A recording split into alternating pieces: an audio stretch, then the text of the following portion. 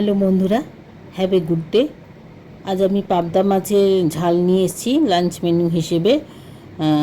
আমি তো পাবদা মাছ রান্নাটা করছি, তো তার জন্য কিছু পরিমাণে পাবদা মাছ, আট পিস পাবদা মাছ আর সর্ষের তেল এগুলো নেবই। আমি তার আগে একটু বলছি যে আমি ভিডিও করার সময় কিন্তু আমি যেরকমভাবে করা উচিত স্বাভাবিকভাবে সেইভাবে কিন্তু ফোনটা ধরে রাখতে পারিনি। তার কারণ হচ্ছে আমার হাতে অত্যধিক যন্ত্রণা। তার জন্য ফোনটাকে আমার একটু এদিক ওদিক করে রাখতে হয়েছিল, কারণ ডান হাতে তো আমার খুন্তি কড়াই এসব সাঁড়াশি এগুলো ছিলই, আর বাঁ হাতে ফোনটা, আমার বাঁ হাতে এতটাই ব্যথা যে ফোনটা ঠিক করে ধরে রাখতে পারিনি। আপনাদের খানিকটা অসুবিধা হবে, কিন্তু যারা রান্না করেন এবং যারা খেতে ভালোবাসেন তারা কিন্তু এই মূল রান্নাটা অবশ্যই বুঝে যাবেন। আমি এই যে পাবদা মাছগুলো কড়াই থেকে তুলে নিচ্ছি, এটা পাবদা মাছের ঝাল হয়েছে। ঝাল নাম হলেও ঝাল কিন্তু খুব হালকা রকমভাবেই হয়েছে। আচ্ছা, আমি মূল রান্নাটা আমি এখানে 8 পিস পাবদা মাছ নিয়েছি, আর সর্ষের তেল নিয়েছি।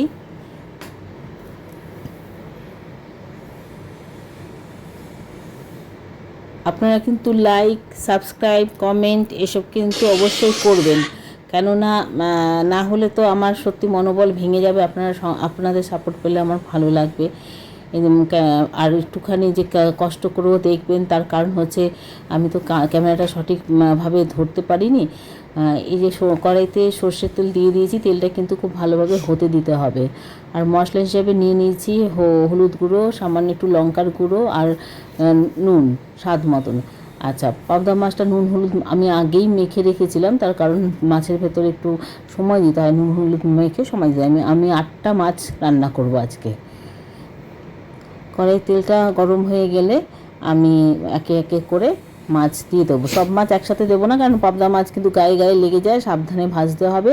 আমি প্রথমে 3টে দিলাম, এইভাবে তিনটে করে লাস্ট শেষে হয়তো 2টো দেবো, এরকম ব্যাপারটা থাকবে।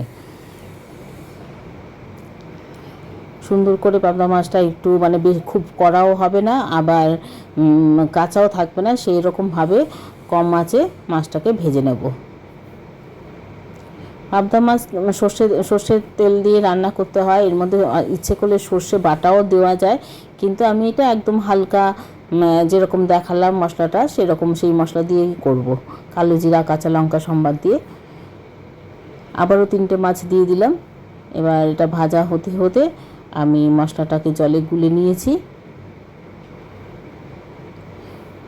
ওপাশে আমি এই যে মাছটা উল্টে নেব। মাছটা ভাজা হয়ে গেছে,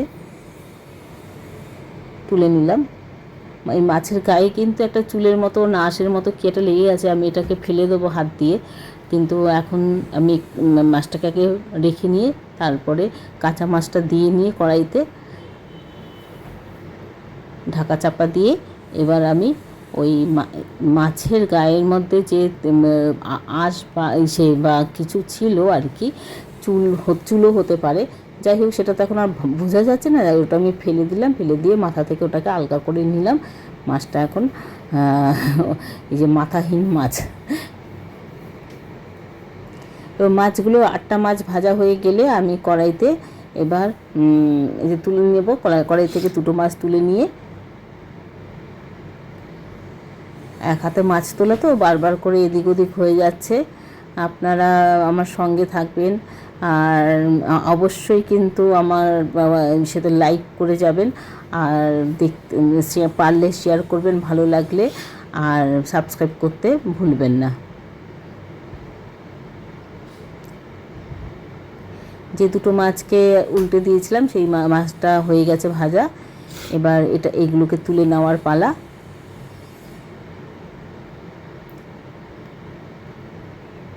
যেহেতু ঝাল হবে তার জন্য আমি কিন্তু একটু সর্ষের তেলটা একটু পরিমাণে বেশি দিয়েছি। আর যে পাবদা মাছ ভাজলে কিন্তু তেলটা কমে না, অন্যান্য মাছ ভাজলে যেরকম তেল কমে যায় সেরকম পাবদা মাছ বা ইলিশ মাছ এই কিছু মাছ আছে ভাজলে পরে তেল কমে যায় না। যাই হোক, আমি 4টে কাঁচা লঙ্কা অর্ধেক করে দিয়ে দিয়েছি, আর দেব কালো জিরে ফোড়ন। এবার দিয়ে দেবো ওই লঙ্কার গুঁড়ো, হলুদ গুঁড়ো আর নুন। এটাকে জল দিয়ে গুলিয়ে নিয়ে এটা আমি এই মিশ্রণটা আমি দিয়ে দেবো কড়াইতে। একটু অসুবিধা হচ্ছে আপনাদের দেখতে, কিন্তু বুঝতে, আমি যেহেতু মুখে বলে দিচ্ছি, বুঝতে হয়তো সেই অর্থে অসুবিধা না হওয়ারই কথা। এবার এটা একটু জলটাকে একটু বেশি করে দিয়ে আমি এই মশলাটাকে কষতে দেব, ঢাকা চাপা দিয়ে দেবো।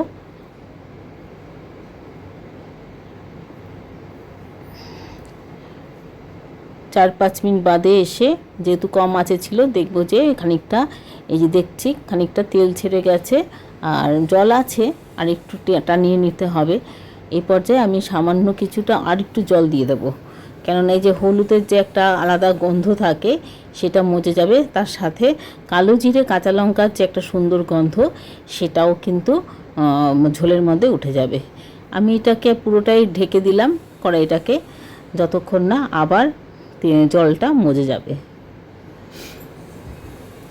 এবার 2-4 মিনিট বাদে আবার আসবো। এখানে এই যে বরের জন্য ভাত বসিয়েছি, মানে কিছুটা চাল আছে, কিছুটা ওটস আছে, আর বাদিকের কড়াইতে মাছের ঝাল হচ্ছে, পাবদা মাছের ঝাল।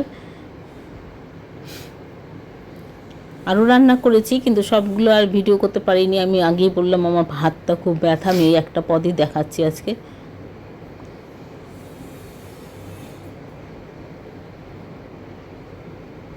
এই যে ঝোলটা অনেকটা, মানে জলটা টেনে গেছে, তো এবার তেলও বেরিয়ে এসে, এবার আমি আমার পরিবারে যতটা ঝোল লাগবে সেই প্রয়োজন মতো আমি এখানে জল অ্যাড করে দেবো। আমি 2 বাটির মতো জল দেবো।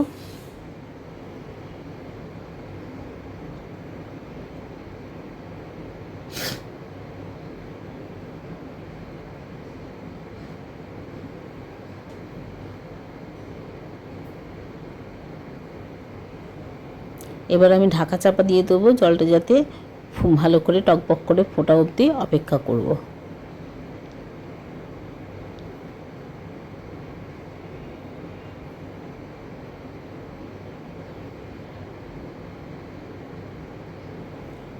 এই যে এই পর্যায়ে যখন ঝোলটা এরকম টকবক করে ফুটবে, তখন আমি এর মধ্যে মাছ, ভেজে রাখা মাছ, আর হাতে করেই ধনেপাতা কুচিয়ে রেখেছি, হাত দিয়ে ছিঁড়ে ছিঁড়ে, সেটা আমি ঝোলের মধ্যে দিয়ে দেবো।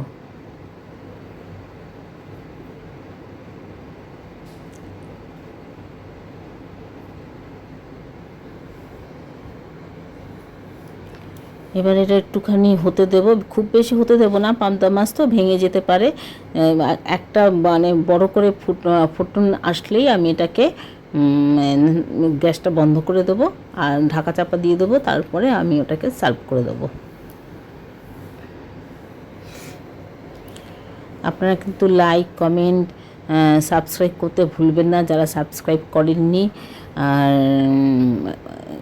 সে পারলে, সে যদি পছন্দ হয় শেয়ার করবেন, এবং অবশ্যই এই মাছের ঝালটা এইভাবে যদি কোনো দিনও আপনারা এসে বাড়িতে না করে থাকেন, করে দেখবেন, কোনো মশলা ছাড়া, অথচ কত অল্প সময় কত তাড়াতাড়ি খাবারটা তৈরি হয়ে যায়। এটা অবশ্যই ট্রাই করবেন।